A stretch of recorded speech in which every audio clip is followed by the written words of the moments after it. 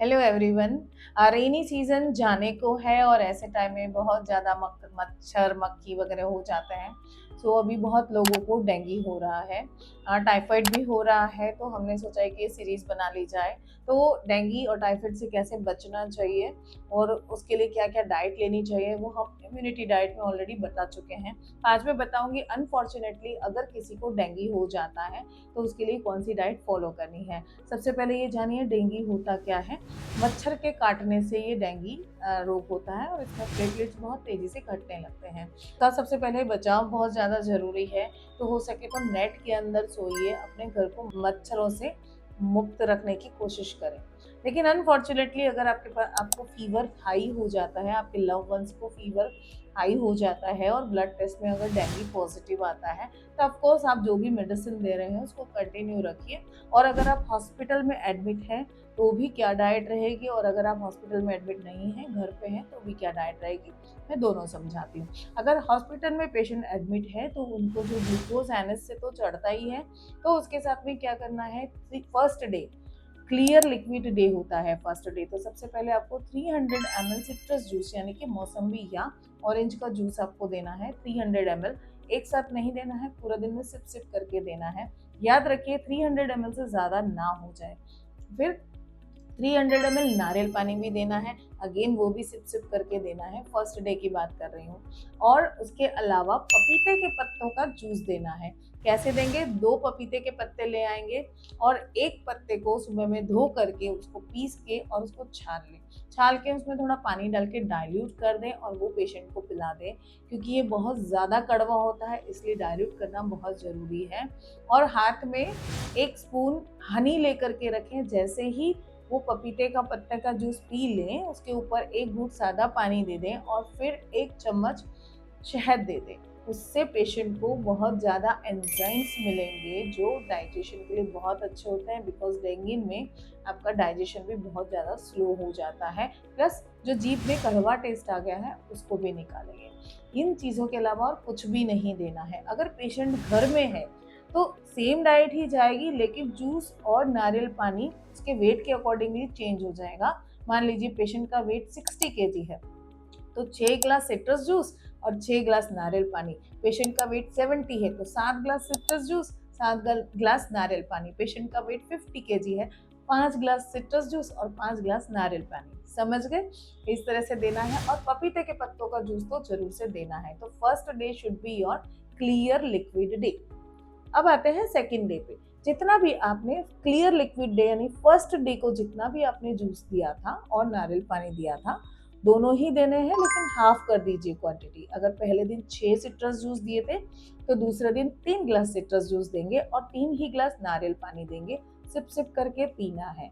और second half में हम क्या कर सकते हैं, दाल का सूप दे सकते हैं, मूंग का पानी दे सकते हैं, और सौते करके ककड़ी और टमाटर भी खाने के लिए दे सकते हैं। ध्यान रखिएगा कोई भी सिट्रस जूस के अंदर या नारियल पानी में शुगर या नमक नहीं डालें। आप सेकेंड डे पे आप नींबू पानी भी दे सकते हैं पेशेंट को।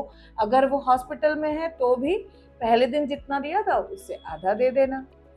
अब आते हैं थर्ड डे पे। थर्ड डे तक ऑलमोस्ट पेशेंट आपका ठीक हो जाएगा, ये डाइट की वजह से प्लस दवाइयों की वजह से। तो थर्ड डे आपको क्या करना है, जितना भी आपने सेकंड डे जूस दिया था उससे आधा आप जूस दे दो। जितना नारियल पानी दिया था उससे आधा नारियल पानी दे दो। मान लीजिए सेकंड डे आपने 3 ग्लास सिट्रस जूस दिया था तो थर्ड डे आप क्या करोगे, 1.5 ग्लास दे दोगे और आप नारियल पानी भी 1.5 ग्लास दे दोगे। अब शाम को क्या करना है, सौते करके आपको सैलड, जो सौते वेजिटेबल्स होते हैं वो आप दे सकते हो। पतली मूंग की दाल दे सकते हो, पतली खिचड़ी दे सकते हो, पतला दलिया दे सकते हो। तो ये हो गया थर्ड डे। अब हम फोर्थ डे पे आते हैं। फोर्थ डे एक नॉर्मल बैलेंस डाइट की तरह रहेगा, लेकिन पेशेंट को 2 लीटर जितना पानी बहुत ज़्यादा कंपलसरी है।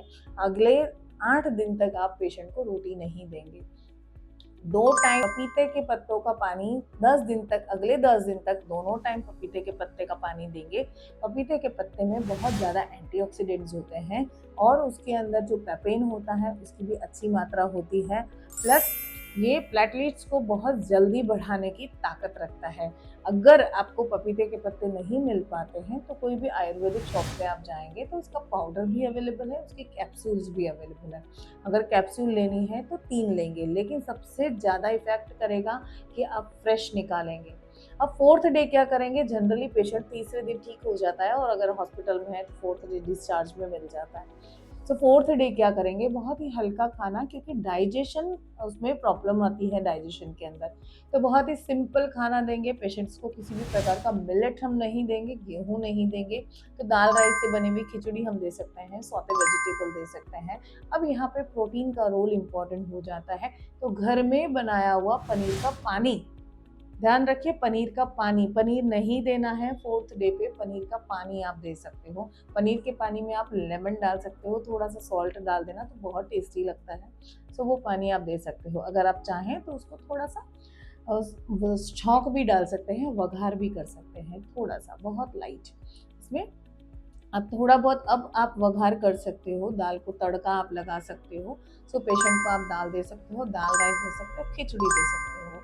अगले 7 दिन तक यही डाइट रखेंगे और 10th डे से हम उस पेशेंट को रोटी इंट्रोड्यूस करेंगे। अब पपीते के पत्तों के जूस की कोई भी ज़रूरत नहीं है।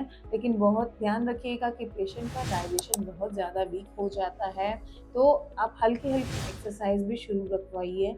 और हाँ, प्रोबायोटिक प्रीबायोटिक आप जरूर से दे सकते हैं, जिनको हम कहते हैं सैलड्स है, फ्रूट्स है, ये सब प्रोबायोटिक प्रीबायोटिक है। ऑफ कोर्स आप 10वें दिन से कर्ड भी स्टार्ट कर सकते हैं एज ए प्रोबायोटिक।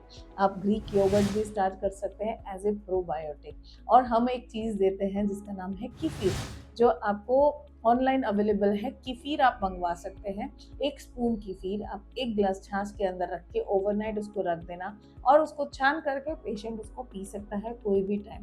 तो it's a very good probiotic and prebiotic. So इसको यूज़ करिए और ध्यान रखिए, अगली डाइट में देने जा रही हूँ टाइफाइड की, और उसके बाद में हमें देने जा रही हूँ कि जब आपका ये क्योर हो गया तो उसके बाद में कौन सी डाइट आपको करनी रहेगी। Till then stay tuned.